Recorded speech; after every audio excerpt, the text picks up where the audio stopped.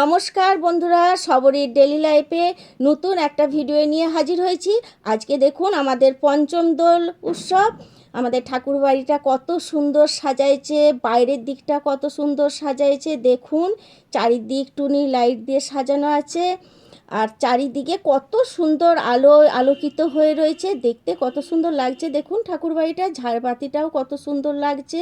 চারিদিক দারুণ দেখতে লাগছে। দেখুন মদন গোপাল আর রাধারানীকে কত সুন্দর সিংহাসনে বসে, দেখতে ভালো লাগছে না? ওই দেখুন দূরে বসে আছে দাদা।